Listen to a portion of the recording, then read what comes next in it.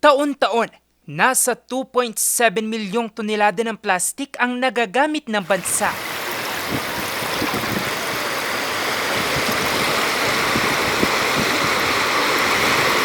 %20 sa mga ito napupunta sa mga anyong tubig gaya ng karagatan at mga ilog.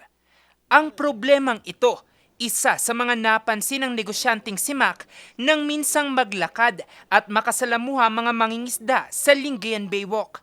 Sa videong kuha, makikita ang napakaraming isdang nalambat ng mga mangingisda sa lugar. Pero kung gaano kadami ang nahuling isda, mas doble pa pala ang basurang kanilang nalambat. Awang-awa ako that time dahil um, ilang oras nilang nanguhuli ng isda, tapos yung outcome pa po is ganun pa po, instead na isda para mabenta, basura pa po yung nakuha. Sabi ko, kahit walang utos, kahit walang bayad, sabi ko, every morning na nagwo-walk or every afternoon na nagwo-walk tayo, kuha na tayo ng sako, then magpulot tayo.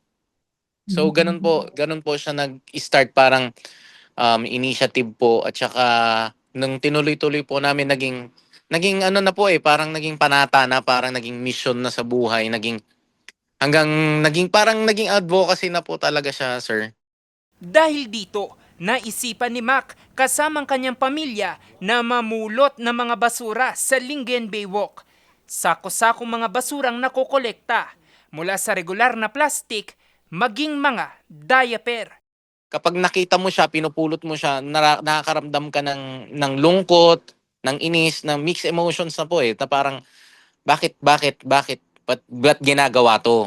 Bakit hindi na lang ilagay sa loob ng plastic? Tapos pagkatapos ng mag-enjoy, nag-enjoy tayo, nag-enjoy tayo. So regalo na lang natin sa kalikasan 'yun, 'di ba? Give and take, kawawa yung marine life. Yung mga nakatira sa karagatan, hindi nila deserve yung ginagawa natin. Simula nang gawin ito, unti-unti raw na dumami ang mga volunteers. Mensahe niya sa publiko. Parang sumisigaw na ng tulong ang kalikasan. Kawawa tayo. So, sana po, pasensya na po kayo. Hindi ako perpektong tao, pero nagpapakatotoo lang ako sa sarili ko na sana naman magbago tayo. Kumilos tayo para magkaroon tayo ng pag-asa, magkaroon ng pag-asa ng magandang future yung mga susunod na henerasyon sa atin. Kayang-kaya naman daw na masolusyonan ang problema sa basura. Umpisahan daw na baguhin ang sarili upang makita ang napakalaking problema sa basura. Jose Robert Inventor, RNG News.